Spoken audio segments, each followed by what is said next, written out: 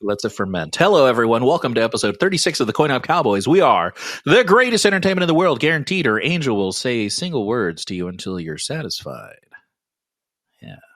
Now, we'll start every episode with a question that will buckle your knees and tie your shoes to get those Cowboys ready to bring it. I don't know what I was thinking when I wrote that. I'll introduce each Cowboy in turn. They're going to give a nice little intro and answer a question. They're going to be going in the perfect order, and let me be clear, the perfect order is perfect. And anyone, and I mean anyone, willing to go to the mat and challenge me to the perfect order, rest assured I will hand you your ass, and I'll be there to tell you I told you so. I cannot stress that enough. Now, before we ask that question, I want to remind you all to like, subscribe, follow, and leave a comment. Answer along with the boys. We'll pick out our favorite answer, and we'll pick out our favorites. And that person will get a prize, TBD. So you can also send us emails at coinopcowboyspod@gmail.com. We love reading and reacting to your feedback. So say hi. Let us know if you like the show. Do you agree or disagree? Let us know. Now, that question for the boys on the call right now. Oh, this is stupid. If you were to be written in a TV show where everyone has the same outfit on for every episode, i.e. Family Guy, The Simpsons, etc., what would be your outfit? And going in the perfect order for this episode is... Whoa, I can't believe it. It's actually, guys, this is actually unprecedented. The first person in the perfect order is Chris. Of course, always fucking Chris. Evening, Wranglers. Come on in, take a seat, sit on the couch, get ready for an episode that will change the way you see yourself. And I'm going to start by saying how I would see myself on a sitcom. And, I like to think that my style is straightforward. Blue jeans, specifically Levi's, best way to go. And then I'd probably go with a plaid button-up shirt, lumberjack style. So I think it's a tried and true. It works everywhere, and I look great in it. What can I say? That's it. Oh, very good. Thank you so much, Chris. Next up in the perfect order, Steven. Always last, every fucking time. Know your role. Welcome back, whatever. Oh, Ryan, are we not allowed to say that anymore? We're not gonna say that. Welcome back, CoinOpians. just remember, when that road is a little bumpy, make sure your saddle has a dildo on it. All right. Two birds with one stone. All right, guys. I think everybody knows if I was on a TV show with a set outfit, it's gonna be gray sweatpants with that tiny little line that goes across the head of your dick. Clearly visible at all times. When you're looking at a hot, muscular man in gym shorts, and you look down, and you see that little line going across, but it's halfway down his leg, and you're like, damn, he's got a big dick. Are you just describing what you're saying? That's going to be me on the TV show in gray sweatpants, and also wearing a hoodie and a backwards hat with my glasses. Yeah. Very cool. Go, Ryan. Anything else? No, that's it. All right. Thank you so much, Steven, for your outfit. Next up in the perfect order is actually me. Hey. And I'm going to tell you right now, American Dad, it's going to be that blue suit with a little American flag pin, and I'm going to throw a Patagonia vest on there because finance bros, am I right? And that's what I've got. Next up, actually last. Actually, this time you are last, Ryan.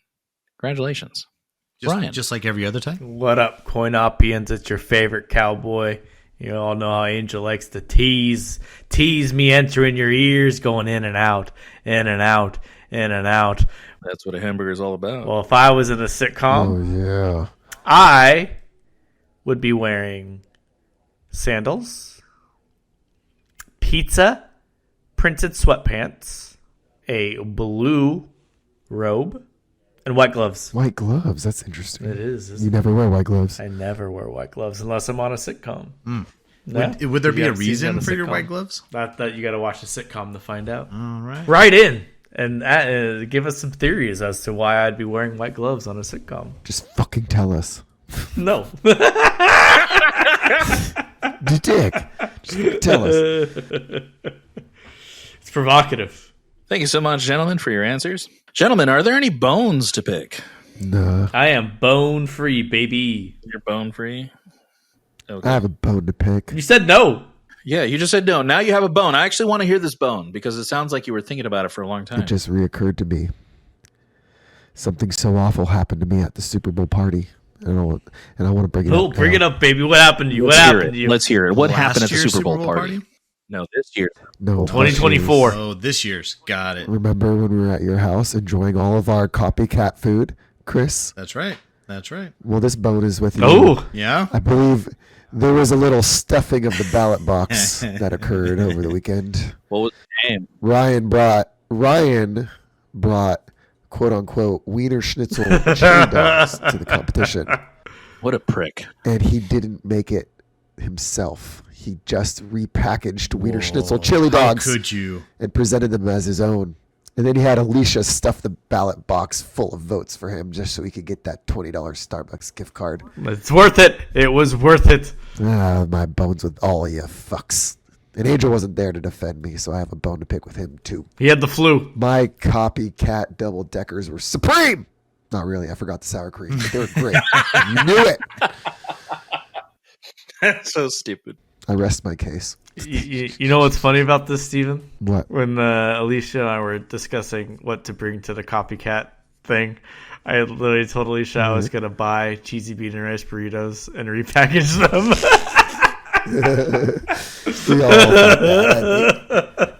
But I am going to attempt to make something that I just need to find food wrappers. I feel like that's like the touch, right? Like you have to get a wrapper that's similar. Well, you could go to the establishment and get the wrappers. Oh, do you think they'll give me like Yeah. 10 of them? Can I just get Yeah, 10? because one time wrappers? Alicia wrapped all of my Christmas presents in like Taco Bell item wrapping. Ooh, that's what I'm going to do. Like they'll give it to you. Wicked smart. That's cool. Wicked smart, bro. You know, Wicked Steven, I see that you're a little bit jealous that you did not win the copycat one while I did. And all I can say is because mine all I were can say is you perfect. cannot beat a Chick-fil-A copycat chicken sandwich on a Super Bowl Sunday. All right? That's just it's a secret weapon, dude. I'm off Chick-fil-A, dude. I'm off it. It's not for me anymore. Missing Can't out, bro. believe you got off the wagon so hard, Steven. Because last couple times I've gone, I got a weird piece of chicken from them. It's not right. Who? They used to be so good. Chick-fil-A. Well, did you say thank you and gave them the opportunity to say my pleasure? Because if you didn't, I think they had a bone to pick with you. Well, whatever. They can go suck it. And it gave me like diarrhea too. The rest of my case. That's the bones. That's the only bone I have. Thank you, Steven, very much for your bone. And well received. I believe everybody had a really good time. Unfortunately, I was not able to attend because I'm a piece of shit. Now, The mouse does not approve. mouse does not approve. That mouse is very picky, okay? Especially with trainers. Now, let's go ahead and share the picker wheel. I wonder who's going to be going this week. Oh, wait. Sloppy steaks. The fuck just happened? Mail time? He wasn't sharing his screen. No, he was sharing his screen. The spin was starting. It's just spinning infinitely now. All right, we're going to start that spin. Oh, spin your fucking wheel. There Hell you yeah. fucking go. Okay, there we go. See, I almost fucked that shit up. Hey, we have no mail this week? What's going on? Where's all the mail? Is it all grammatically incorrect? He's banned. Yeah, that really narrowed it down. We'll read it after. My algorithm will get fucked. Okay. Steven, what did you bring the CoinOpians today? I love this. I love this thing that I cooked up here, guys. I love it today. I love that you're excited. Yes. 30 cows, 28 chickens. Was it as good as your bean and cheese burrito? Your double-decker taco? That's not what I brought, Chris, and I'm a little upset now that you am don't remember forgetful. what I brought. I don't want to. I don't want to talk about it. I don't want to talk about it. All right. So today, how's my game? I think Chris? How's my you're game? good now. Good right here.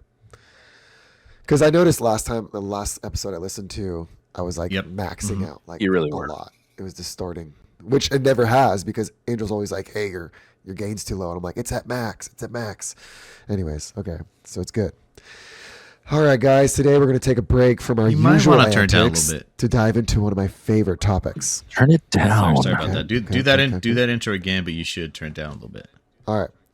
Fuck. Today we're taking a break. Okay, does that sound good? Yeah, I think that's better. And I'm sure Angel's going to edit this beautifully, so I still sound so good. Okay, today we're taking a break from our usual antics to dive into one of my favorite topics. You know the drill, folks. You got two pills right in front of you. One keeps you in the matrix, Well, you get the idea. Right, Chris? Right. Ryan, Yes. do you think we're living in a matrix? No, that's stupid. That's just dumb. So I see you're a blue Well, can you pill. explain deja vu, Ryan? I know the steak. Yeah. It tastes juicy. That's all I care about. Chris, All right. I have a question for you. Are you upset that I'm not talking about a poop story? Yes. A little bit. I'm probably not as upset as Ryan is, but it is a little out of place. I just chalk it up to you not feeling okay. Well, You got Yeah. you got that It's all black right. lung. This is different. You We got that black can't lung. have an episode without a poop your pants story. Yeah. Maybe we'll get to that. Chris, have you seen the movie Inception? That was the real question. The poop was like a distraction. Yes, I have. It's actually Inception is one of my favorite movies. Like I'd probably put it in top 10. Ooh. I actually like those type of movies because they're like mind benders. Like I love getting to the end of a movie and be like, what did I just watch for a moment? You have to like really I have to research the movie afterward to better understand what I watched. So is he Well- still in a dream? Like Shutter Island was good too. It was good. Oh. I think regardless of where you guys stand on all this issue, red pill, blue pill, are we in the matrix? Are we not? Inception this, Inception that. It's clear that society is definitely about to enter an Inception matrix-like state. And it's proof. The proof's out there. Take a scroll through TikTok and you'll see people walking around immersed in this new Apple product. I fucking hate those videos. See that, Angel? Those are the best. It's cool. Okay, so you see these people walking around with this new Apple product. It's like the headgear. It looks like a VR thing, but it's just augmenting the reality. Is it cool? Yeah. It's douchey and distracting, but like, hey, we're pushing boundaries. I think that's ultimately the goal here, right? We're pushing boundaries with what we can do with technology. I think that's cool. The dudes on TikTok definitely douchey, and they're doing douchey shit with it. Like they're driving around in their freaking like Tesla trucks, fucking doing like the stupid hand gestures while they're driving, and like they're going to coffee shops and ordering while they're doing their like fucking augmented reality shit. And everybody's just like, dude, can you just order your fucking coffee? He's like, oh no, but look, I have my order up here. Definitely putting it in everybody's face, but like I think ultimately the goal is pretty cool. And speaking of pushing boundaries, and on the topic of augmented reality, let's talk about virtual reality. And I think I've been seeing some cool things pop up, and I kind of I shared with the group something I saw that like really stood out to me. We've all dabbled in VR gaming, right? I think Ryan has. What do you have, Ryan? I have the Oculus 2. I've got the PlayStation VR 2 and the PlayStation VR 1. So you have all the things except I have for many of the things. He's got all the cheap ones. And then Chris, do you have something? Yeah, I got the PlayStation VR 1. Yeah. So I think everybody has VR except for me. Like I haven't done it yet, but Loser. Me. But I'm about to jump on the bandwagon. Come on, You're Grandpa. not Going to. Come on, Grandpa. I stumbled upon a new virtual reality software that people are using in a whole like community called EMU VR. Have you guys heard of that? I have heard of this. I know. Angel, picture this. Waking up early on a Saturday morning, diving into cartoons and video games in your messy room that you grew up in. Remember the joy of searching through your game collection, popping in that cartridge after blowing on it, grabbing a controller. That's the magic that EMU VR brings back. It's nostalgia on steroids, according to their website. But I was watching a TikTok live where a guy recreated his childhood bedroom in exact detail, stunning detail, from the rickety like twin bed in the corner with like the cartoon sheets on it to like the tube TV, like the 20-inch tube TV on the entertainment center playing like old cartoons that we had growing up. You know, he had his N64 programmed in this virtual reality with his controller. It was playing GoldenEye on another TV. It like reminded me exactly of what it was like when I was a kid.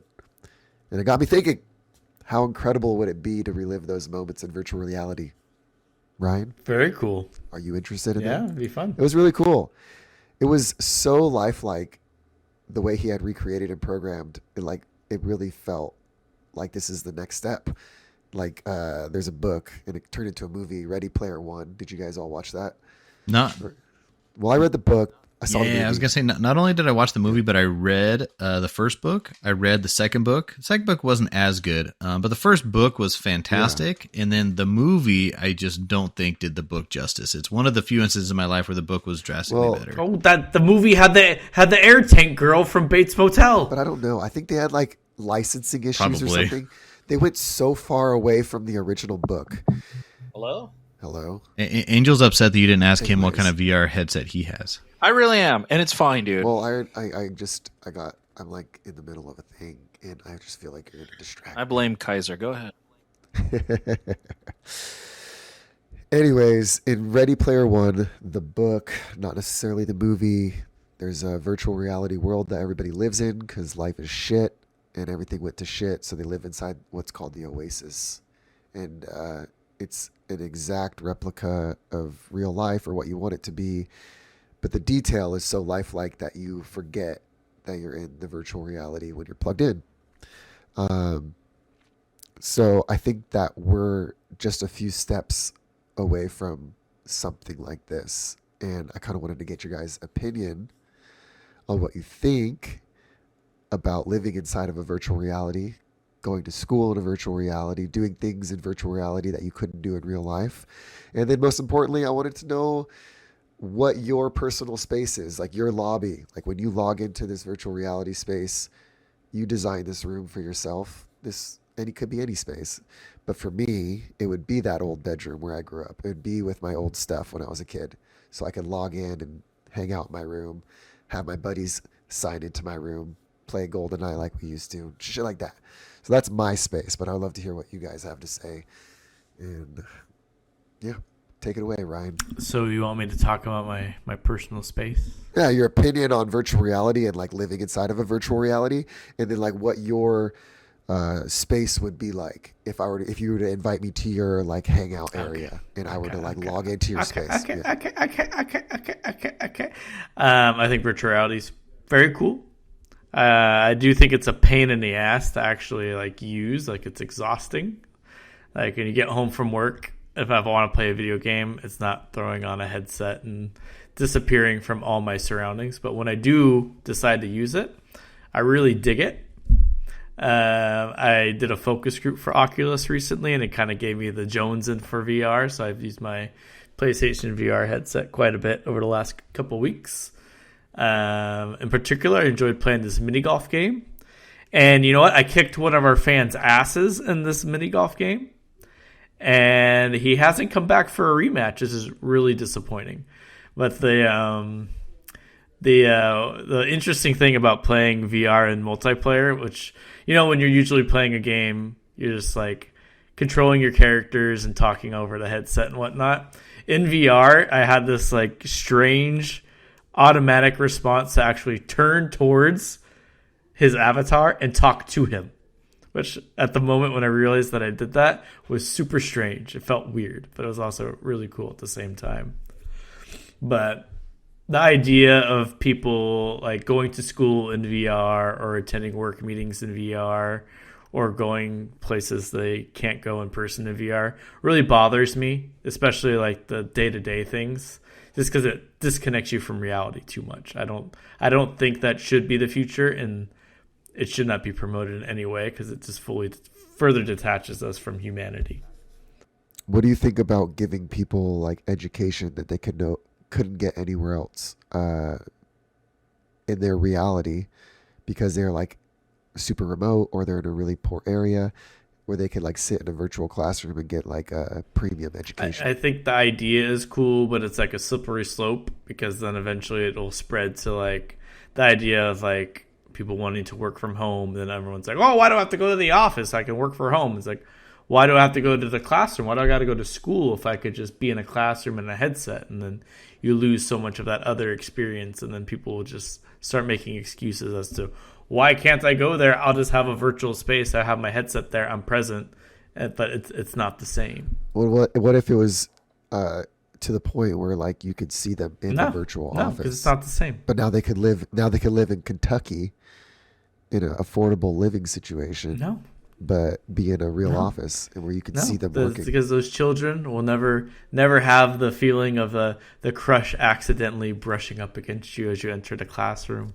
or hoping on the first day of school who you're going to be sitting next to, and hope it's the pretty girl that gets assigned next to you or something like that. It removes. Oh, Angel, fuck you, Angel. You never thought that in the first day of school. Let me tell you something, brother. Seats, who's going to sit next to you? Little shit. Fuck you. Let me tell you something, you 5'4" motherfucker. We called you 5'4". Look at here. All right. You talked on a previous episode about it. Yeah, I did.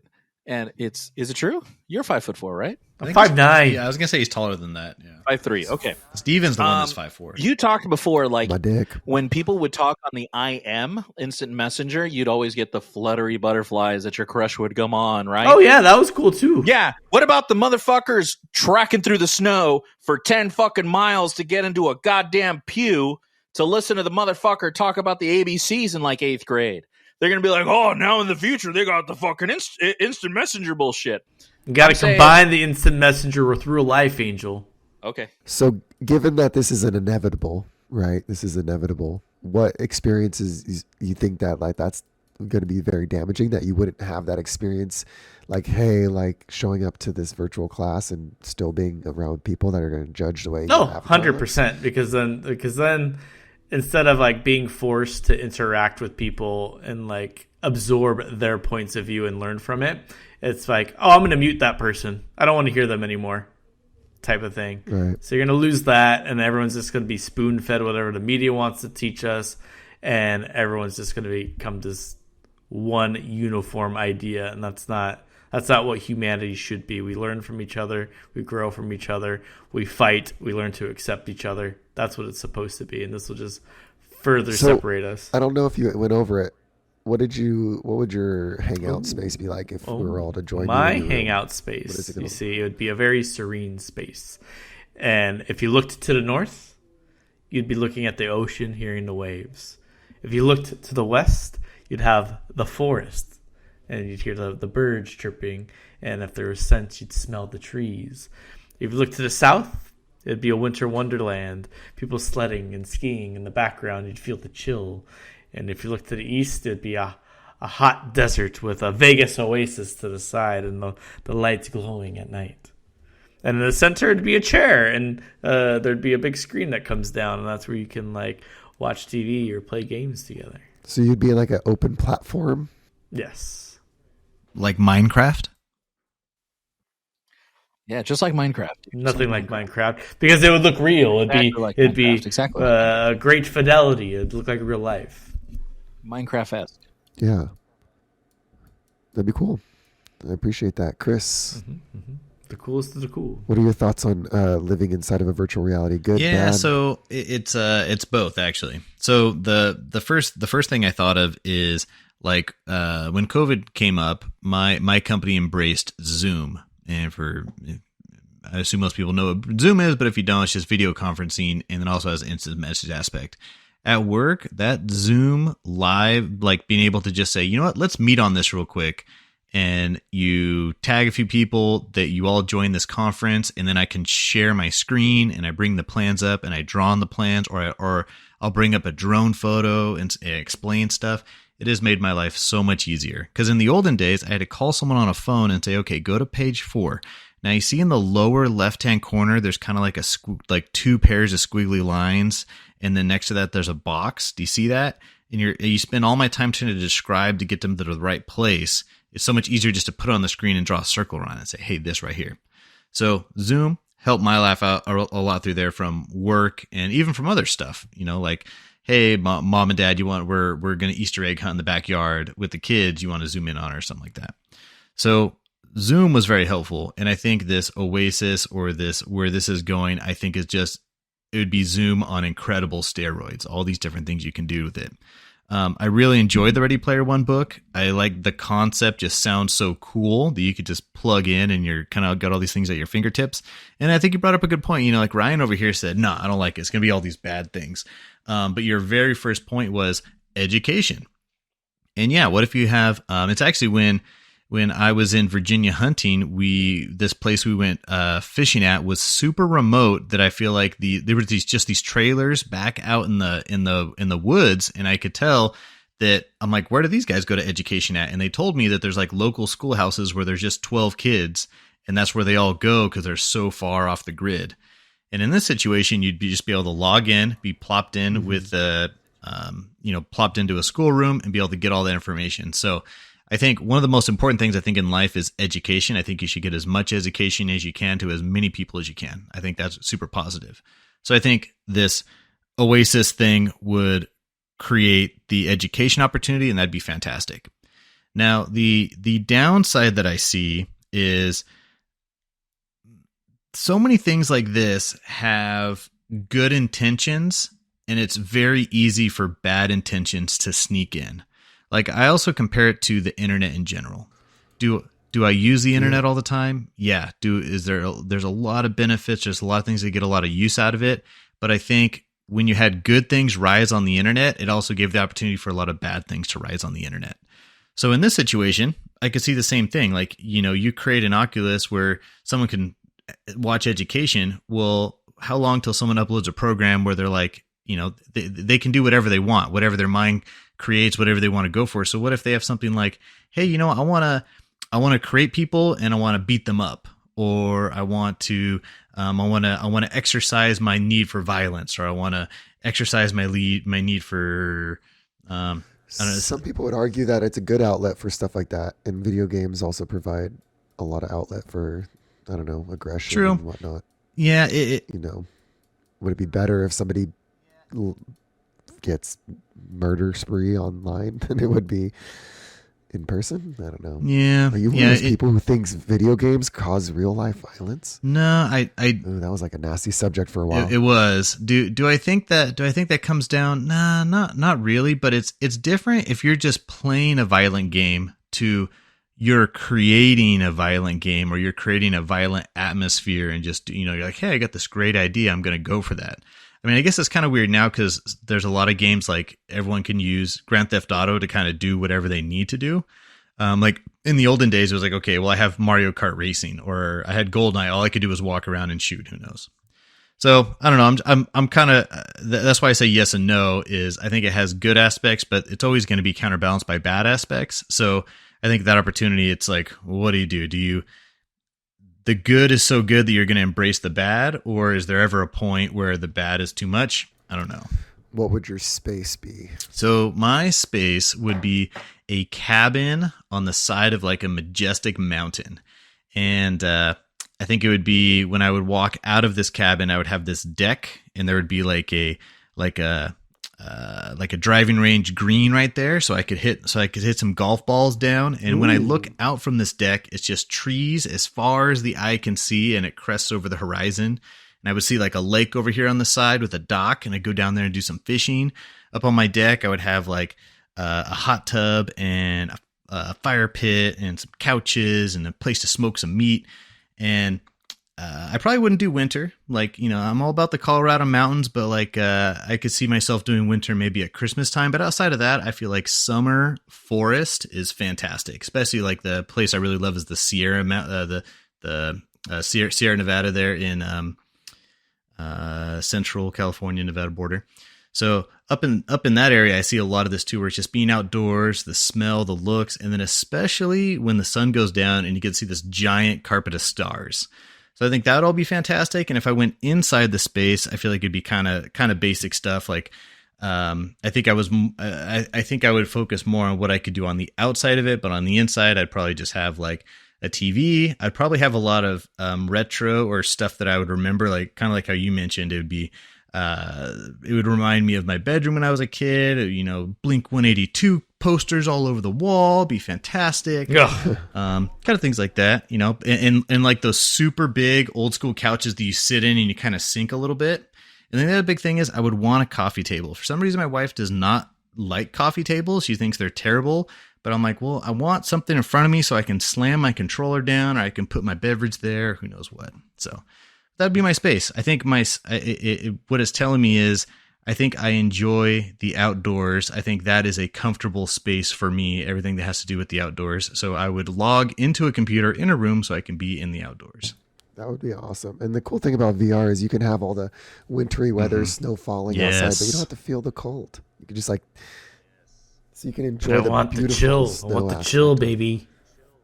You could have that too. One of the VR games that I downloaded on my PS4 and I was able to transfer it to PS5 was a fishing game. You're just on a super small lake and you just start in a boat. So you got to like reach down, grab the rod. You got to put the lure on, you throw it out there, you wait. And so like my wife comes home and she just sees me sitting there and she's like, "What are you doing?" And I'm like, "Hold on, I'm catching a fish." But then also in my boat, there's cans of beer. So you can reach down, grab the beer. And then like when you bring it near your face, it like drinks, or you have like a sandwich, you like eat the sandwich at the game. And there's like a radio you can turn on. So it's just very ironic. And it was something so simple that I enjoyed so much. I think that, I don't know if like you guys have seen that Black Mirror episode. Oh, God. There's a lot of Black Mirror episodes. What exact, is it the fighting one? Tanya's like the VR, where like Tanya comes home, she sees you on your couch, and you're like lifting a beer up to your mouth in the game, and she's like, "What are you doing?" You're like, "Oh, I'm just drinking beer on a boat." But why are you on your knees? I don't know. Yeah, well, it's a good. Like I had to get on the canoe. I'm looking for my lure. Anyways, oh, thanks. So I'm interested to hear, Angel, your thoughts on living inside a virtual world and what could be good and bad. Glad you asked, Steve. I'm glad you space, asked. You know what? Let me tell you something. Okay, I love it. I'm actually the one that's all for it. Have you seen the Lex Friedman interview with Mark Zuckerberg? No. Haven't? I'll send you a link if you haven't seen it. You only need to listen to 10 minutes of it to see the impact. And what I've seen only 10 minutes? Only 10 minutes, dude. It's like a 3-hour interview. Only 10 minutes, and you'll see. What I've seen from this iteration of the Apple Vision Pro, it's miles ahead. I'm assuming you're talking about the Apple Vision Pro, right? And just kind of live in a virtual reality. It's taking that extra step. Miles ahead. I can see it's a disruptor to the mobile phone we see today. It's going to be sleeker. They're going to develop it more convenient, slimmer, and more mainstream. I'm a big fan of the innovation, okay? I think that is the direction we're taking. Many hate the change. I have a book for you if you hate change, okay? I love change. Everyone knows it and everyone says it. I'm telling you right now, I'm thinking this is a step in the right direction. I take long positions in developers for those producing the short and short those that are not accepting of it. Definitely the future. And on top of that, I'm pushing for, personally, my department to accept these for meetings. We use WebEx, which is a product of Cisco. And you don't get that in-person feeling. You know, the in-person meeting that you're missing. You don't get the back and forth. And those who have been part of a VR meeting, which I have, it's almost like being there in real life. It's like the next best thing. Again, the Lex Friedman interview, I'll send it to you. It's amazing. It's just like that. I think that's the answer to it. And I think that'll be a lot of cost savings. Like you have people traveling, you know, there's airfare, there's hotels, there's food. You save a lot just having those VR meetings. I think this is the future, man. I think you definitely can do really good things with it. Chris said it could get perversed and people can exploit it for bad things. But yeah, like I always think like one of the thoughts that popped in my head while you guys were talking was like, what's stopping companies from just hiring a bunch of people from wherever in the world and having them work in a virtual office for like way less money, and the market, like the job market would get fucked up, I think. Well, it is scary, you know.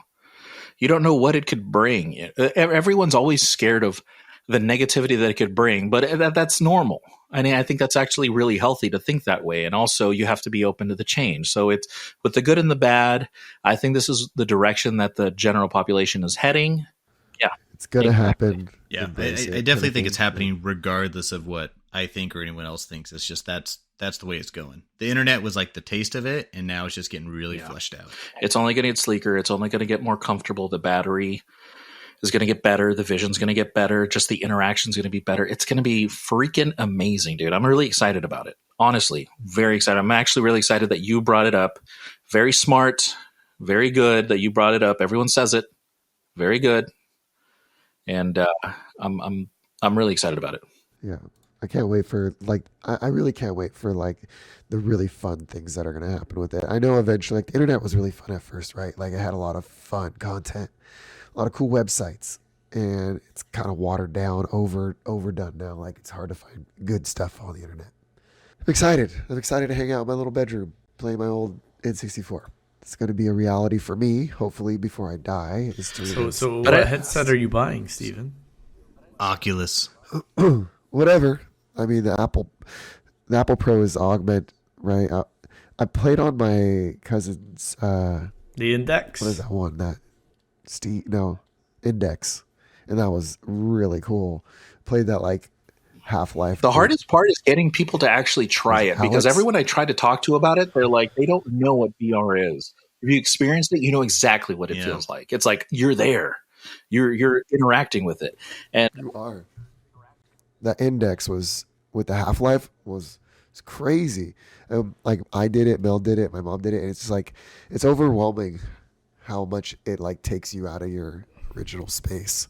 Then I played Phasmophobia on it. Bad idea. Instantly was like, nope, not doing this. It's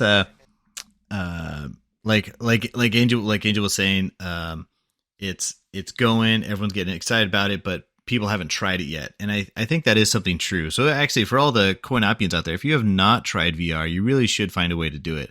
I don't know why, but I think back to, I don't know if it was like Richie Rich. I think it might have been Richie Rich. It was some movie from the 90s, but I feel like VR in the 90s looked so boring and primitive. For some reason, I still think that's what VR is like. And when you put that, when I put that on, I was like, whoa, this is different. And I'm getting excited about the PlayStation 1 VR, which is it's the oldest one in the group right now. I bought it multiple years ago. I got the test drive in Oculus 2, I think, for Beat Saber, and it was amazing. It was just, you look around, it's fantastic. It's very spatial aware and everything. My best VR experience was Downtown Disney. They don't have it anymore, but they created a virtual reality experience, Star Wars experience. The one I did was, and everything was designed so you're walking through different rooms with the VR on, but they give you like a backpack. They give you like a weapon to hold. And when you fire it, you really see your bullets going, and you're like basically a part of the resistance, and you're fighting your way through stormtroopers and stuff. And eventually like Darth Vader shows up, but you're really immersed, super immersed, and everything is touchable. So like when you go up to the wall, you're in like a space station. You go up to the wall and touch, it's an actual wall. Nice. So they had to design this experience to be like really, they got the dimensions right, immersive on every level. So immersed. Cool. I'm so immersed right now. Ryan's just going to be in the corner with his VR just jerking off to freaking Lana Rhodes, giving blowjays. Yeah. Have you tried the VR porn, Steven? On like a really old cardboard thingy. Cardboard thingy. That doesn't count. Original VR. Like, you know how like the first VR... Yeah. No, the first VR was like a cardboard thing you could put your phone on. I remember those. And it wasn't really that good. But like it kind of... The minute you get your fucking hands on this shit, we're not seeing you for like 3 months, dude. You're going to be stuck in your closet. Dude, hook it up. So pro tip, bro. Don't touch Angel's Oculus. or wipe it down. Wasn't that what we talked about last time with Ryan's Oculus? Was that like he just jerks off and like probably just takes it off before he like washes his hands? It's a magical device, and it's only do a black light. I want to do a black light on your Oculus, Ryan. Dude. I'm waiting. Alicia's just like, I just can't compete with the Oculus. That's the next thing. A lot of people are worried about that, dude. It's like, well, what if you're fucking your bitch with your Oculus on? She has her Oculus on, but in my vision, I see like Lana Rhodes. Like I'm fucking Lana Rhodes, but it's like, that's the thing. Are you open to that? What is your and the repercussions? Because a lot of people, like personally, hell yeah, that dude. I'm not going to be doing that in real life. That's only for entertainment. But if you're open to that, I mean, more power to you. That's great. Don't you think a lot of guys would be like, hey man, if she wants to like see like Fabio on her, I know that's an outdated reference, but if you want to see Fabio on your Oculus, but at least I get to fuck, right? Like so, like I can see that. My wife doesn't want to. Point. If there's a challenge getting laid, I could see men being more like, let's do it, dude. Whatever it is, man. I just need to get my shit off. But yeah, I guess I'm not that. Fuck I'm no not more. Like it's been 3-4 weeks, 5 months, whatever. But if she throws the Oculus on, dude, she's down. You don't think they're down for that? They're gonna get too caught up. It's all new frontiers. That's what's exciting because, like in life, right? There's been like so many new frontiers. The internet comes out. That was a new frontier for a lot of people, and it was a Wild West for a while, and you're really navigating through this new thing that pops up. And for a while, I felt like there's not going to be another new frontier. I feel like we've kind of hit the tech limit for a while. And I feel like finally we're kind of coming upon a new frontier that's going to change the world. And it's going to be cool to go through that again. It just grows exponentially, friend. So let me ask you this. If you were to get your hands on a VR and they have these porn sites, right, where you see the woman and you're just fucking, and they have these accessories where you can it'll stimulate your nether regions in sync with the video. Would you be willing to do that? Absolutely, 100%. Hell yeah. But then it might chop your dick off. Whatever. Why is this robot You hand just watch grabbing me? me I'm not going to buy the first iteration of it. I'm going to get the version 10, right? I'm not going to get the version. I'm not going to get the prototype. I'm not that guy. I'm not going to be the guinea pig. Can you imagine a Saw with VR and the guy's like, your dick's what about ransomware, where someone puts a virus on it and then as soon as you start it vice grips your dick. You're like, pay us $10,000 or we're fucking not releasing your cock. The guy's into it. He's like, fuck yeah, squeeze it harder. He's like, yeah, tell me what I can do. I'm like a little cock. Yeah, I'm a little cock. Yeah, I can't jerk off today. No, you don't let me. The fucking puppet's so confused. Yeah. He's like, I don't want to do this anymore. Oh, that's great. Good shit. All right, that's the end of my shit. We'll talk about it more as things pop up. But yeah, cool. Hell yeah. Oh, you didn't tell us your space. What is your space? Oh, my space? Everybody. I'm so glad you asked. I was a little upset a little bit about I was like, it's fine. He's sick. Gentlemen, you walk into my space. It is dimly lit with 100 women topless. Ooh. All topless. Massive tits. Exactly. Just walking around like nothing. Okay? How big are the areolas? I just fucking variety? They're pepperonis, baby. They're pepperonis, baby. Solid peps. You know what? Just for the variety. That's a good point. Because if they're all the same, it kind of looks fake. I know some of our listeners want the massive areolas. Some of our listeners probably want the little tiny ones. Some of them want the ones you could hang a coat on. So I can cut this out, but so are small areolas, are those for dudes, dude? I personally find myself not as attracted to small areolas as I would be a little bit larger. But I don't know. I don't really think I care too much. I think I'm a very big areola guy. I'm an areola guy. Acceptable for sure. But definitely the big areolas, it's that's a titty. That's a titty. And if it's a small areola, it's a dude. You got your small nips. Well, if it's a small areola on a flat chest, I think that's not good. Yeah, that's a dude. It's too masculine. But if it's a big boob with a small nipple, I don't think anybody's mad about that. With a small nipple? Yeah. I think that's fake. I think they fucked up the nipple immediately, and I'm like, okay, well they just had to patch something in there. I always wonder how small was your nipple before you got boobs, because don't they stretch out? Don't they stretch out? If your nipple was that small after you got boobs and it stretched out, you had no nipples before. These are the questions. These are the questions we actually fucking need. How much do they stretch? There's got to be some kind of fucking formula that some jackass has. We got to get in contact with some plastic surgeons. Yeah. Yeah. This is very important. But anyways, big titted bitches just walking around. Okay, Yeah. hoppa looking girls. Okay, and Ryan, what is your preferred nipple to boob ratio? As long as they're not hairy, I'm good. Oh my god, that's what if they have one long ass hair, dude?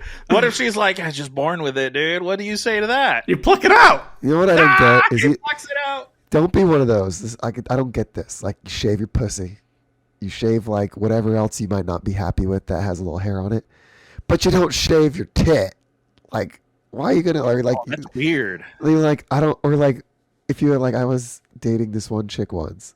It's you take care of yourself, you shave everything, but you have hair all over your toes. Hairy toes bothered you? And it bothered me so much. I don't know why, but it was it looked like my toe. But she shaved everything else but the toe. And I couldn't get it out of my head. Just couldn't do it. And everybody Maybe knows she couldn't reach your toes.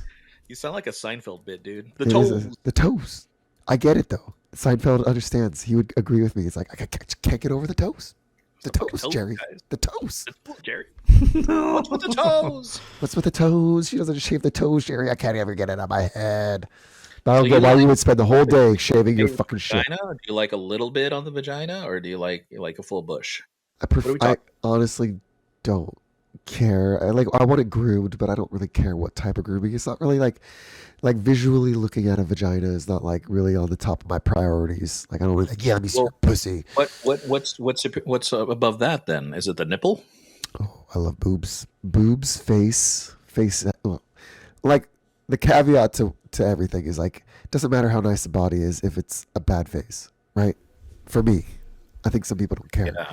But like, I want to find the face attractive, but like, the other stuff's icing on the cake, which is a stupid answer. But like, vagina's last. It's like face, boobs, booty, everything else, and then vagina. Okay, well, let me ask you this. What if it was perfect face, perfect boobs, perfect boobs? Picture the perfect boobs. And I got like a couple in my head, okay? Yeah. I got like 3. So perfect boobs. 3 boobs. But then the vagina is wide. It is gray. Gray. And it's got like some hummus coming out, dude. I don't know what the fuck Why it does it is. have to be like that? Hey, man, I'm asking the questions here. What do you think? Are you down or what's going on? No, absolutely not. That's just like, I'm going to get something on my dick, dude. Oh, you're going to get infected? Yeah. Yeah. That's a fair She's point. What if it gangrenous. wasn't an infection? It was just that. You know, so you went down there. You actually were like, fuck you, bitch. I'm going to wash your ass. And she's like, okay. So you go into the shower and you get a fucking loofah and you scrub the shit out of that thing. And then afterwards, you're like, okay, it's still gray like fucking pastrami. Or what is that? Roast beef. Still like fucking like roast beef. Why do you keep saying gray? It's gray. It's gray. He's, Ew, he's just that's trying like to pick an necrotic. odd color. That's the goal there. Yes. Thank you. That's the goal. I don't really care too much about that part. The gray part's throwing me off. If it's like a lippy vagina, doesn't matter. If it's roast beef, doesn't matter. Whatever. But just don't. I just like, I just want it to be. What's the Clean. smell that you would throw you off? What smell? Yeah. What smell? I want things to be odorless, preferably. What if it smelled like bologna? Baloney. Yeah, bologna. It would match. It would match some of the people. That, It would look. Yeah, this looks. well, it's like it smells like roast beef. Well, of course, it smells like roast beef. It looks like roast beef. It's like it's What if it smelled like a fucking Arby's in there? I don't know. I'm getting kind of hungry. Hell yeah, dude. What about you, Ryan? What color would you prefer? Pink. Pink. Okay. What if it was green? No. Okay, well, What if it was blue? Avatar. No. You never thought about the Avatar girl? I think everybody's No. thought about the Avatar girl. No. Chris, would you fuck the Avatar girl? Of course. Hell yeah, dude. You know, well, especially because she's like twice or 3 times as tall as me, so I think that would be like an extra bonus. Ah, Quite you're naturally. part of the Amazon breed, are you? He's got You a like Tom Cruise Kidman vibe going on. Snoo snoo. You're one of those smiling skeletons. Very good. Is that true? You like the snoo snoo? Snoo? I don't recognize. Have you seen that Futurama? Death by Snooze Snoo. Yes, Death by Snoo Snoo. I'm surprised you didn't recognize that before. That was my reference before. It was you asked me to do 2 things because that's what Bender says. Me? Never mind. Yeah, I've watched Futurama, but I don't know it enough to quote it. 10-4. It's 18 minutes till midnight, so we're for sure going to be up till 1. No pressure, Chris. For sure, dude. I prepared an extra long segment. Here comes the picker. It's not fair for you to have to cut out meat and potatoes because we went too long. So do your thing. Don't worry, I will. Oh my God, it's Chris. Chris. All right. Evening Wranglers. It's going to be good. It's a good episode. We'll get into it, talk about all kinds of great stuff. And this one I wanted to talk about. I was out on the job site one day and I looked up and I had some Roast beef. Yeah, there was some roast beef here. So I was out on my job site and I had some scrapers driving around and I just had a moment. Here we go. It's not sharing. What's going on? I can't. Oh, can you see it? It's going 2 frames a second, Chris. Is that the Batmobile? Pretty close. Hell yeah. Oh, there you go. There we go. So we got these 2 scrapers out here. So you have this scraper, the one in the front. He has his blade down and he's collecting all this dirt. Well, you have this guy behind him is actually pushing him. Now, when the guy in the front, who in his bucket's full, the one in the back puts this little hook on and drops his blade, and he's now getting pulled by the one in the front. So something very, very, very simple. And I'll kind of fast forward this little bit. They just kind of go, and he'll get bogged down a little bit. He'll just keep getting pulled by that guy in the front, and then eventually he'll Is this on disconnect. an actual job And site? go. Yeah. I filmed this myself.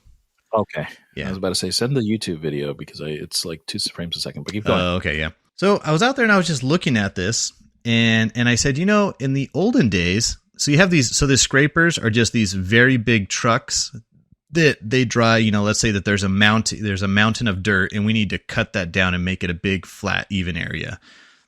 So these scrapers you would have 10 of them, and they would just drive in these big circles. They on one side of the circle, they would scrape up a bunch of dirt, and then they would drive to the end of the circle and they would drop it.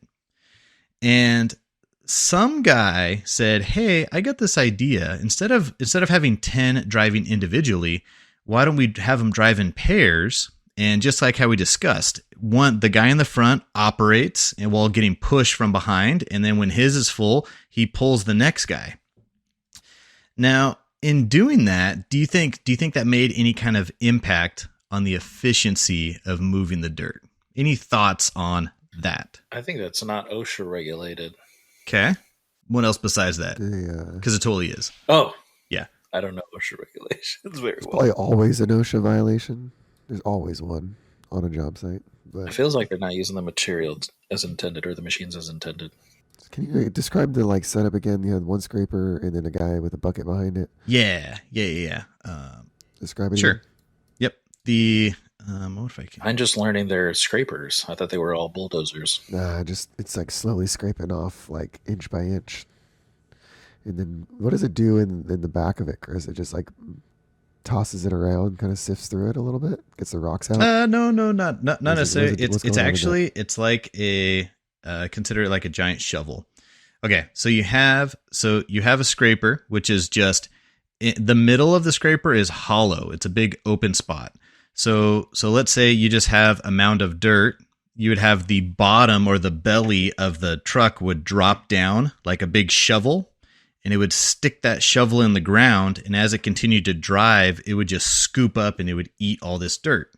So kind of see him like in a second picture here, you can see it all the dirt gets scraped up inside it. So it kind of like eats all the dirt, and then it lifts its blade and it carries that dirt to another location and drops it off. So it's really convenient. Yeah. Is it to like equally like scrape off the dirt? Like they don't want to like, it makes it easier to like do it level, or why do they use that machine instead of like what Angel would say is like have a bulldozer with like so a huge bucket on it. So a bulldozer, all a bulldozer can do is push. So let's say if you just have a mountain there, is he going to be able to push? I guess the bulldozer would just put his blade down and he would just keep pushing dirt. But it'd be a lot of effort because he's going to have all this dirt build up in front of him. He's going to keep pushing. Yeah. Then he's going to drive back to the beginning and he's going to put his blade, 3 inches lower, and then he's going to push again, and then 3 inches lower, push again. A bulldozer is really good at pushing, but going back and forth like that, it wouldn't be very agile. This would be like a car driving around. So the car just, it drove around, it picked up some dirt. It would be like let's see here. It would be like, if Steven was in like a wheelbarrow and I was pushing the wheelbarrow, and as we got to a spot, Steven was just scooping dirt into the wheelbarrow. And when it was all full, we drove over and we dumped it, and then we went back and picked it up again. We could do it pretty quickly because we have these big tires and we're driving around. So in a lot of mass grading operations, they just start by, the first scoop. Okay, I took 3 inches off, but then the guy behind him takes another 3 inches off. And then the next guy takes another 3 inches off. And you could see that they could work their way down pretty quickly. So I haven't really watched it. I've seen him running around, but you're there watching all the progress. How fast do those buckets fill up? It seems like they would fill up with dirt immediately. Yeah, I would say pretty quick. Derek Tran. I'm voting for Derek Tran. Yeah. Hell yeah. Dude. There Wait, we what is go. he? There we go. Boom, boom. Is he a commie? Derek Tram. Okay, here we go. So I did not, let me mute this. I did not film this one, but so you can kind of see here, he's just going, he's scraping a chunk off, and then it's getting put up into his truck, and then he's gonna drive around. The next guy's gonna come up, push him. So see how much deeper they're going now? They're able to get like that blade's almost able to put like a foot in the ground. So see where his back tire's at to where his front tire's at? He's just taking a big slab of dirt up. He gets all the way full. So why do they push and pull each other? Because why can't they be self-sufficient? To maintain momentum. So the thing is, you could operate by yourself. But you see how hard you have the one pushing behind you. You can see in these videos that it's kind of having a hard time pushing it, because when you drop that blade, you're scraping that through the dirt and you're going through rocks and stuff. So this is the way that I would equate it. If if you just had one scraper driving around, it'd be equivalent to the cowboys driving around in their car. And let's say you come across an area and there's 10 stop signs. You ever come across like 10 stop signs in a row where it's like go, stop, go, stop, go, stop? Okay. So a scraper by itself is running into 10 stop signs. But if you have two scrapers going together, they don't come to a complete stop. They slow down a little bit, but the momentum from the other one is making up for the loss. So it's like hitting 10 green lights. Wait, so let me see if I understand this. So like the guy behind him, so okay, so he has to scoop and he's scooping it in. Yes. Where the guy behind him would push him, where it would kind of the momentum of him, it would push him in, and as he's scooping in, it would have him move forward. Yes. So the guy in the front is he's driving himself forward, scooping up some, but you have an extra engine, the number 2 guy, also pushing it, so he's able to shove that blade through the ground faster and scoop faster. What I'm confused is why isn't this like why aren't they developed like this already? Why do we need to like ad hoc 2 scrapers right behind each other? So like, are you saying why is one scraper just not powerful enough to scoop fast like this by itself? If this is most efficient way of operating, why doesn't someone develop that as one unit instead of buying 2 separate scrapers and using that technique? Just my ignorance, maybe. But see, that's the trick, Angel. When do you think this method was developed? I have no idea. The 30s. 1979. Hell yeah, I was so close. So up until 1978, it was just a bulldozer, or it was one scraper driving around. Shovels. Yeah, that too.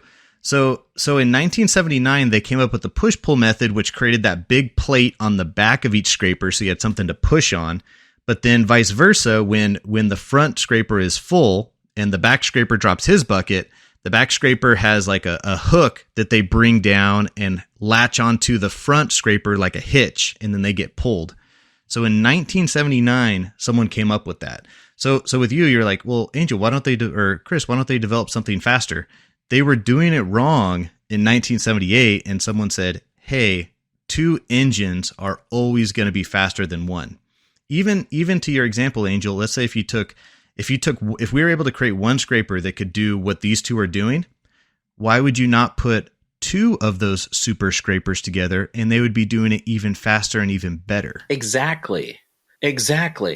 And there's no right answer, I guess, because this is kind of just outside the box, but it's been 40 years. I mean, if we can develop something that it's one unit doing that, why wouldn't we have 2? We would have compounding effects. It would always just be that. They keep making bigger scrapers, to your point. Why not 3? Why not 3? I don't know. I think at a certain point you'd have diminishing returns. Yeah, I think that's where the diminishing returns is. Ironically, when I was at Cal Poly, we took a heavy equipment class, and there was books that timed these type of things. So it was like, this type of scraper can move this much dirt in this many minutes or seconds per linear foot. So the question that the professor would ask is like, okay, I need you guys to move 10,000 yards. You're going to move it from A to B, and B is a half mile away. And you're using this size scraper. How long is it going to take? And you can calc it out, and you can say, well, am I going to use 2 push-pull, or am I going to do 1 individually? And when we would do those ratios, we did the one thing with just 2 individual scrapers and then 2 push-pull, and it was a noticeably drastic difference on efficiency. Because you don't come all the way to a screeching halt like a stop sign. It makes me happy that you actually learned that in college, because that's like directly like you can use that in the work site. Like a lot of things that I learned was just theoretical, and that's like stuff you can actually use. That's great. Something to be applied, right? I was just sitting out there just staring at it, and I was like, you know what? That push pull was a drastic efficiency change. Drastic. And I started thinking about it. So in 1979, who do you think is, at whatever company came up with that? I think it was Caterpillar. What person in that company do you think came up with it? Was it the intern? Was it the mechanic? Was it the CEO? Was it the project manager? Was it the superintendent? Was it the driver? Which person do you think came up with that idea? Janitor. Why janitor? Janitor, baby. Because he had a good idea. Janitor. Have you seen that movie, Good Will Hunting? Good point. Must have been the janitor. So I truly don't know who that person was that came up with it, but my guess is it was probably one of the drivers. It was probably a person that said, look, hey, my boss told me I need to move 1,000 yards today. And it was just, I can't figure out how to move it fast enough. And he said, hey, what if we put this together? It was someone trying to make their work or their job better or faster. And he came up with this idea and they're like, hey, there you go. And then now that's been the staple for the last 40, 50 years. So that leads into my topic on the concept of teamwork. Not just work, but teamwork. Now, one of my favorite examples is the human body. What would you say are some of the functions of the various body parts or organs towards the overall well-being of the body? Coming. Do you guys need an example? Coming. Okay. Come. So there you go. So tell us about them. What are they doing? What is their benefit job? Pooping. Perfect. Okay, great example. That was one I had down. Do we have other ones? The liver and the kidney. Coming. They're filtering out all the bad stuff that you put in your body. So one that I wrote down was the lungs. The lungs, their job is to capture oxygen all day. Okay. And what about your pinky and ring finger? Did you know that your pinky and ring finger is 50% of your grip? No. So you're holding up like this, your hand like this, and then you take your pinky down. How strong are your fingers in your grip? Then take your pinky and your ring finger down. Now how strong is your grip? You see how noticeably weaker it gets? Do you know how many pounds of strength you have in your grip? I do. I know my pound strength. How much? 250 pounds. That's good pound strip. It is. It's like, but I wonder how much like the pinky and the ring finger contribute to that. 50%. So if you didn't have a pinky and ring finger, it'd be 50%. So you're 250 pound. We're talking about 125 pound difference on two fingers. Math checks Yeah, out. but you're abnormally more. So than other I people. start thinking about it this way. So let's say the lungs, they have their one job and they're equipped and they're good at their job. But let's say the lungs are like, man, I wish I could be like the face. Like the face people get to look at it. You know what? I'm the lungs. I want to be outside the body where someone can see me. I want to see someone. I want to be where people can see how hard I'm working. Or maybe you.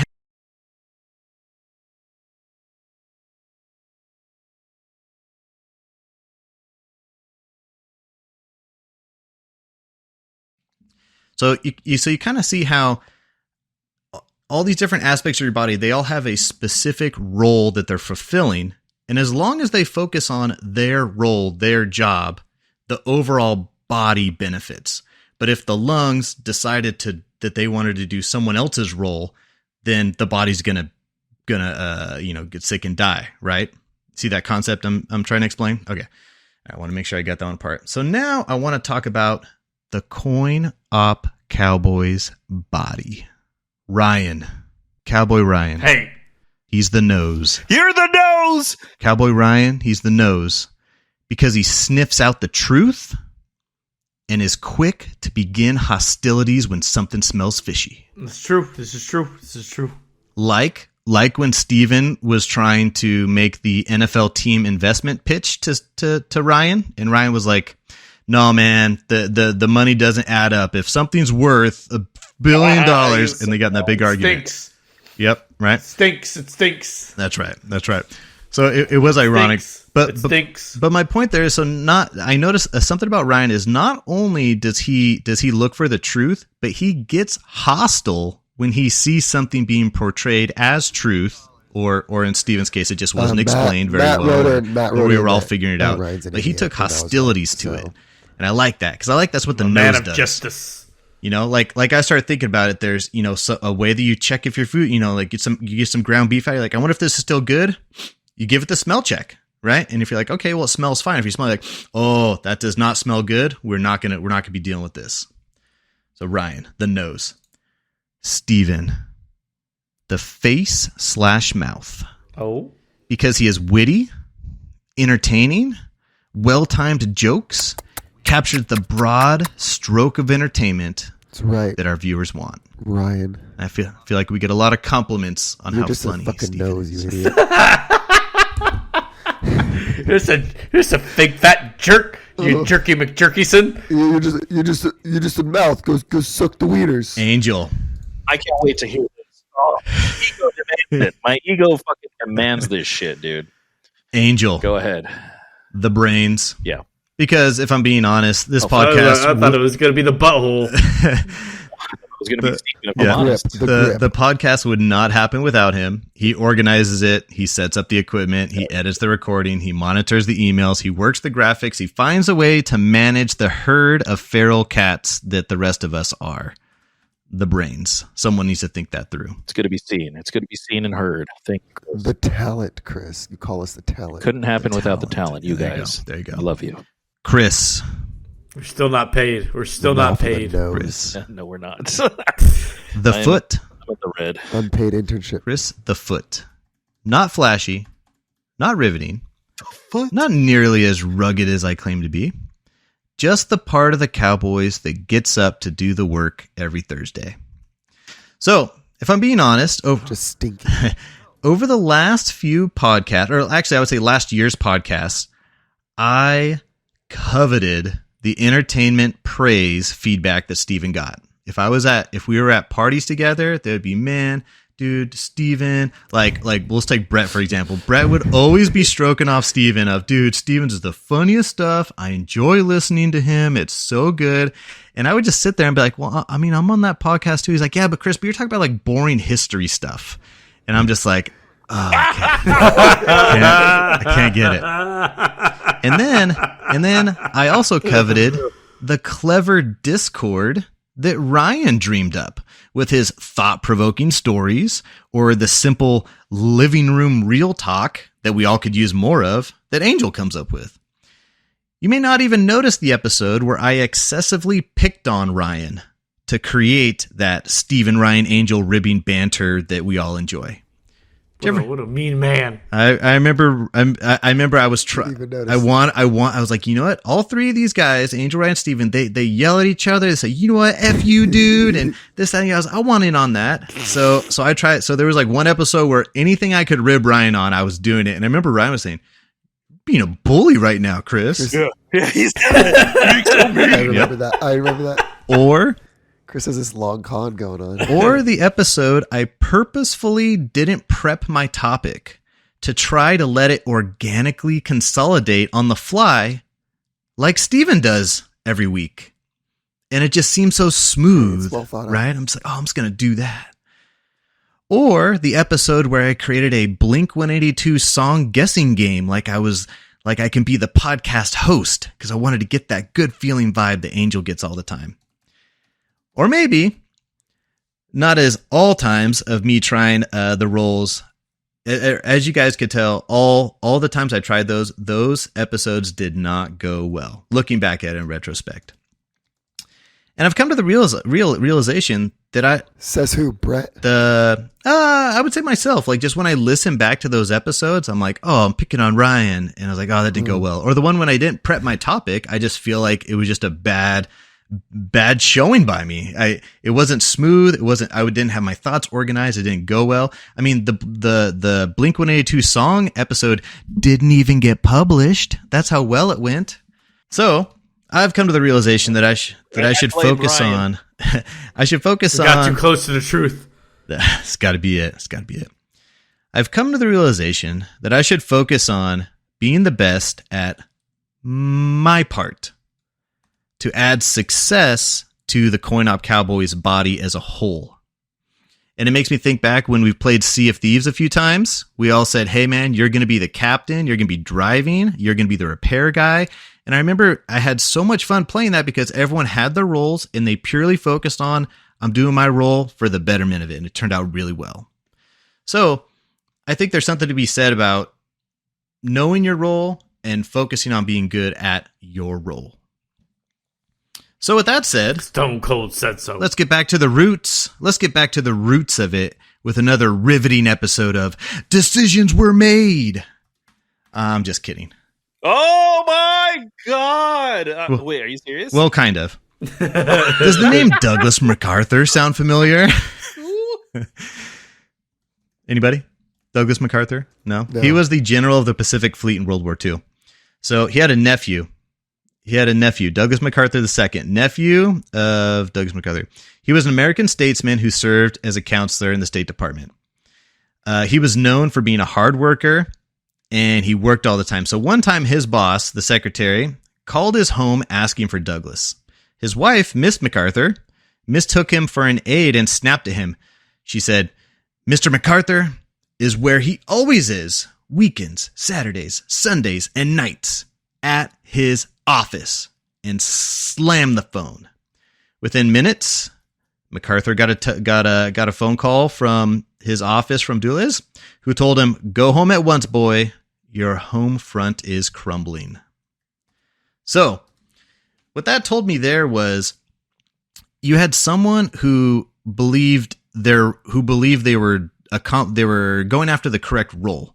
This guy was thinking, my role is I should be in this office every waking moment. What he didn't realize was his role should have been at home or balancing life or taking care of the family. And I think a lot of us get kind of mixed up in that, right? You're like, hey, my role is to be the provider for the family. Well, sometimes the family may not necessarily need the provider. The family may need the support or something like that. Is this how you quit the podcast? That is. I find better things to go after. So for all the CoinOpians out there, I think it's worthwhile to take a moment and take survey of what tasks or roles you are fulfilling in life and think, one, am I fulfilling the right one? Like, am I the lungs and am I pumping oxygen like I need to be doing? Or am I the foot pretending to be the lungs? Or am I the hand wanting to be the nose? Those type of things.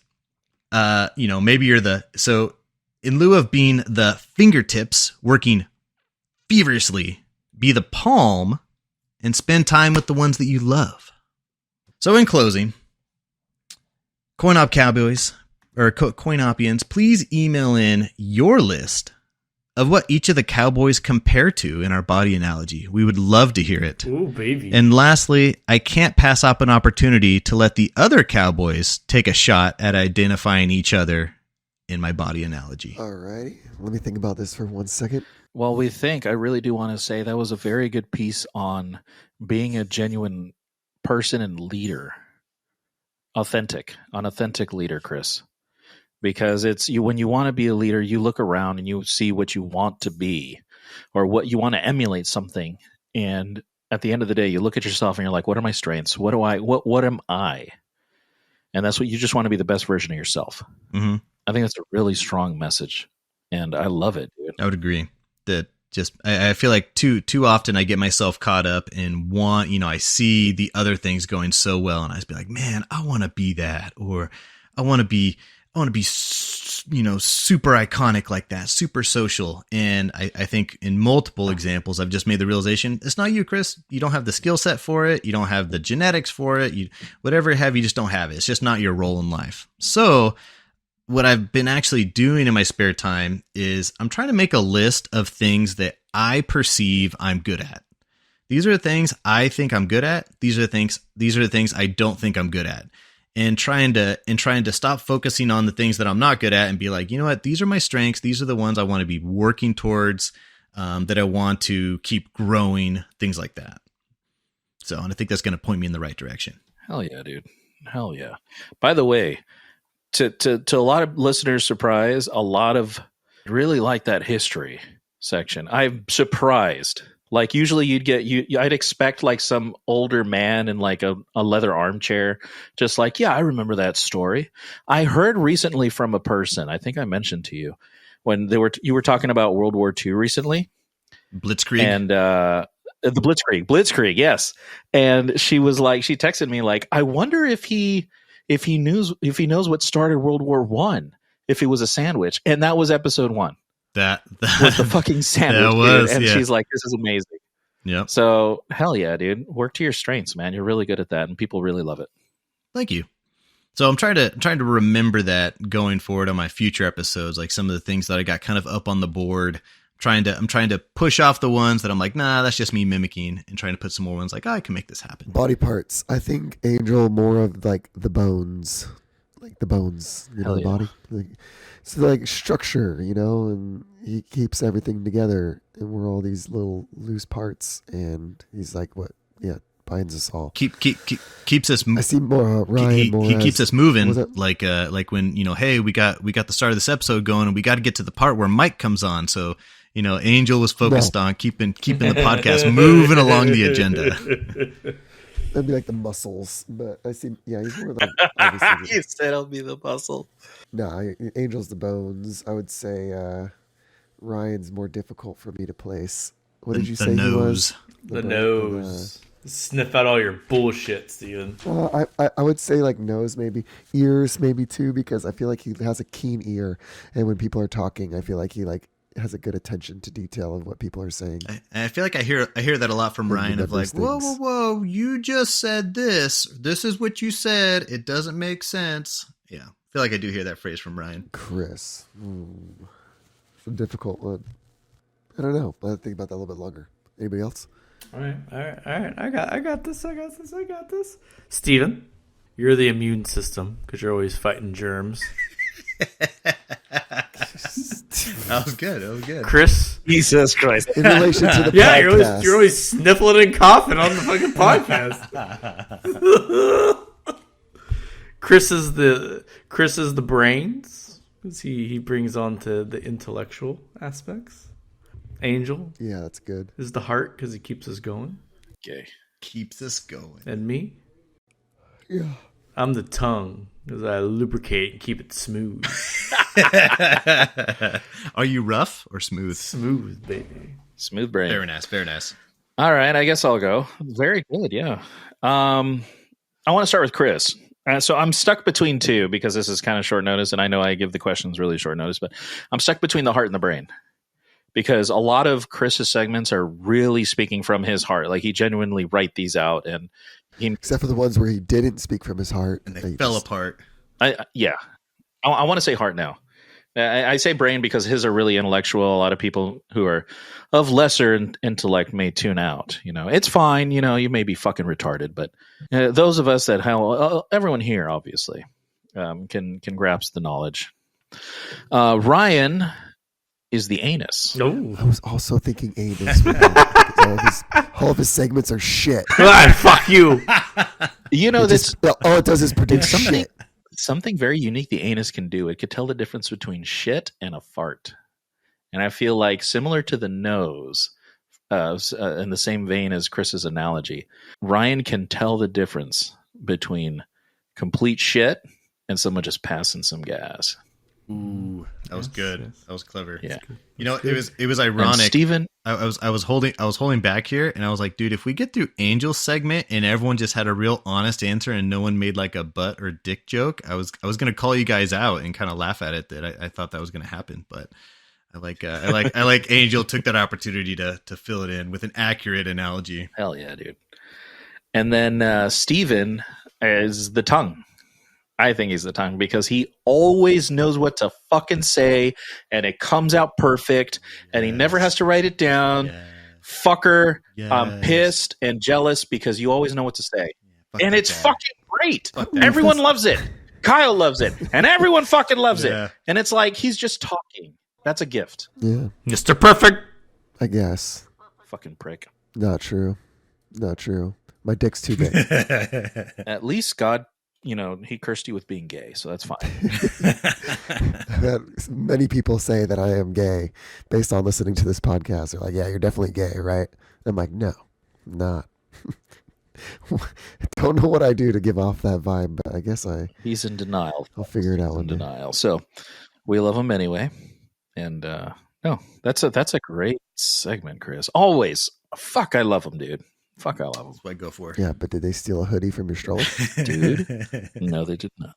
It's funny. I was just talking. I was listening to that and I'm like, I'm getting yelled at by Steven right now. Remember that whole segment where I said my boss got his wallet stolen and he had the tile in it? All is going, yeah. I come to find out while golfing with his son-in-law that day that the credit cards were in his wallet the whole time. He just didn't see him because he's fucking blind. Oh, no. He was calling those He had people the out. And he was calling those Oh. people out, and he canceled all of his credit cards. And a week later, he opened his wallet and goes, "Oh, they're all here." Oh, that's so funny. Wow. Whatever. Yeah, that was Of course. funny that I found that out after I did that whole.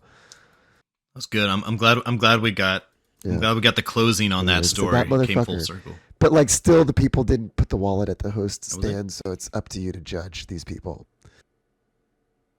Ooh, I like that. I like exploring. If you were like blank, like like if we were all blank, what would Chris be? What would Steven be? I like that. Doesn't have to be body parts. If you were a fruit, Yeah. Hey, Steven, you Steven know, would be all of them. The cornucopia. yeah. Hey, Steven, you want to know why people think you're gay? Uh. Because you're like, hey guys, let's all do a blank slate. Let's explore fruits, dude. Everyone, what fruit are you? That was you had all the You could've options in the chosen world. That was the anything. one you went with. What fruits? Love that part of 40-Year-Old Virgin where they just keep going back and forth. Like, you want to know how I know you're gay? It's just like, Yeah. You know, I know you're gay. It's like Coldplay. it's like Coldplay. Because I just suck dick. That's such a good movie. It's one of the best. Yeah. Hey, Hey, we're a year in. You guys know that, right? yeah, baby. Yep. Yes. Yep. Because Super Bowl was an episode, right? One of the first. We did like a whole thing, After a we did like year. Super Bowl foods. We talked about that or something. I don't know. Yeah, Oh, yeah. after a whole year of doing this, think about where you were a year ago and where you are now. I was happy and not that sad. Now I know I'm gay. No, I Having podcast in the mold room. Oh shit. Yeah, just kind of reflect on that. Just it's been a year. And I appreciate you guys hopping on every night. I know Friday mornings are a goddamn nightmare. It's going to be a nightmare for me too. We're closing fucking January. End of the month. It sucks. So, yeah. Yeah. I mean, a small side of me is I wasn't sure if we were going to go a year. Like, I wonder if it was just going to be like a little experiment. It'd be like, oh, that was fun. And it was kind of ironic because especially if you look back or listen to some of the earlier episodes, it was very off the wall. It was all over the place. We were kind of testing stuff, experimenting stuff. And I feel like we're in a lot better of a groove now, and I think our timing works out, things like that. So it's cool to see that it's noticeable progress, I think, in a good direction. I got to go back to the first, because we must have talked over each other a lot. I think we've all kind of understood when to come in and out. Yep. It's still like, obviously, 4 people talking, there are bad times in each episode, but like, it's probably way less than it used to be. Yeah. Yeah. I don't think we had the signal. Yeah. And if we talk over each other, I just separate our voices. That's the easy part because I get the tracks separate. Oh, Oh, that's awesome. perfect. Yeah. So you do a little magic on your own. Yeah. A lot less than I used to because it turns So out. I could talk over you more often. Yeah, you can. And I'll just move it. But I do basically it's the natural conversation is a lot easier to listen to. It's more entertaining than the first like 5 episodes where I would put us right on top of each other. That was not a good idea. Speed reading, baby. Figured it out. Yeah. I'll be honest. Like, I didn't think it was going to even make it like a month. To be honest. I remember like texting Ryan like after the first couple episodes, gonna be like, I don't know about this, Yeah. We're still trying to figure it out. because I was like, I don't even know what we are or what we do, or like, I feel like we never really defined it, but I think it became a thing because you're like, it is a mess. It's a organized mess now, but that's the vibe of the podcast is that we're going to talk about whatever, and every time you listen to it, it might be something you relate to or not, or just maybe you skip my segment or you don't like. But I think I know a lot of people that just like it's part of their rotation now. Mm-hmm. Yeah. The one thing I got It is is what it is. the fucking title was a nightmare. It was fucking stupid. It was because it's Now really it's- hard to pick a name that's not taken. Yeah. And you're like, well, I want it to relate to what we're doing. You're like, but we're not really doing anything specific. Yeah. So like, But I think na- you just define yourself. Define yourself. Don't try to be something. Just name yourself fucking something abstract and stupid, and just make people go, Coin Op Cowboys. I know what that is. yeah, that's where it's come to. Like people are like now it's its own brand. They don't even ask what it means. Yeah. Just like, I think Chris is done, right? yeah. All right. Well, I want to thank you guys for hopping on. It's almost 1 a.m. What about our emails? Well, I don't want to pull. Oh, okay, fine. Save them. Want to say They're better in the beginning. They're like, Yeah. you always got to listen to the end of the podcast to hear the email. It's true. I suppose so. I'm sorry, Ryan. Or we could do it, and you could just edit it into the front. No, it's fine. We can save it for later. It's late. Hey, Chris is back. Chris. But I want to tell you guys it's always a joy to see you every single other week. And I really enjoy doing this. This is something I've been wanting to do for a very long time. And I'm happy that I took the plunge. And I'm happy you guys are willing to spend your Thursday every other Thursday with me. And this is something that I'm hoping to expand. So, Do you know how much money I'm saving on not going to therapy? Because I get to just talk for 3 hours here. hell yeah, dude. Yeah, for sure.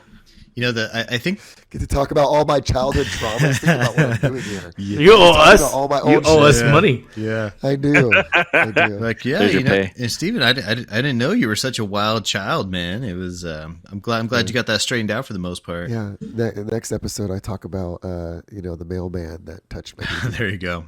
So, You know what's funny is I remember one of my episodes is the concept of work, and I think there's something about dignity in working on something. Like you do something that's hard, you work on it, and you're successful with it. And I think each week it forces me to take a moment and work on something. And I think when that something turns out well, I get that good feeling. I get that sense of accomplishment. I get that, okay, yeah, that was a good episode. That was a good segment. That was well put together. Happy with it. So I think that's what I'm getting out of it, because I feel like maybe I'm doing the same thing every day, just going to work, coming back. But now I have something like organically, creatively to work on and prep. I do like when the ideas come to my head, because like all week I'll be like, I don't really know what I'm talking about. And then something just pops in my head while I'm driving or something. I'm like, oh, that's good. And then I just kind of run with it. But I do like how I text you guys now. I'm like, okay, hey, this is coming up. Kind of get like, I think Chris gave me that suggestion. So maybe he is the brain. It's like, yeah, just toss it out to us a little bit. Just like, hey, just think about this. And it helps keep things smooth instead of just being like, hey guys. Yeah, for sure. It's hard to just, I feel like it's just hard to blindside someone with that. Be like, okay, like, or I mean, let's take Angel's questions, for example, at the beginning. It's like, I like red. They're good to be blindsided on some stuff, but like he's asking simple questions versus I'm like, hey, what's this thought provoking subject? Like, what is you guys' take on it? And you're like, well, I don't know. I haven't really had time to think about that yet. I have a question. Yeah. Yeah. If art is derivative, what was the original art? Nature. A potato. Oh, fuck. You're right. I'm so annoyed. Wait, which one's right? Ryan? Potato? I think you were right, Chris. Both. Because potato, you look at it, and it's anything that exists. Life. I'm so annoyed, dude, because I fucking was like mulling this over. Like, seriously, art is derivative. You derive it off things, and it's like, okay, well, there's an initial derivative. What is it? It's existence. Yep. I'm glad that wasn't a question. Like, I swear, the stars. You know, we don't get it in Southern California very often, but if you ever have an opportunity to go to Joshua Tree National Park and look and see the stars, man, I could just sit there all the night or all the time just looking at it and be like, wow, that's cool. We're looking at the landscape. Gentlemen, thank you so much for hopping on and spending another wonderful Thursday. Now Friday morning. Good morning. Let's go ahead and close it out. We're going to go in the perfect order, obviously. Obviously, the perfect order. Why wouldn't we? Fuck you. Fuck you. Okay. Starting with Brian. Thank you for joining us this week, CoinOpians. Always a pleasure. Good night. Good morning. Good afternoon. Whatever time you're listening. Goodbye. Thank you, Nose. Next up, we have Steven. Well, boys and girls, it's been a pleasure, and I will see you on the flippity flop. What was he? The face. Face Right. face in the mouth. All right, feet. Let's hear you. Oh, Oh, God. ASMR. You know what? We're glad to be here for you guys. And because of you guys, you can bank on we'll be back here next Thursday for you. Good night. And with that, we're out.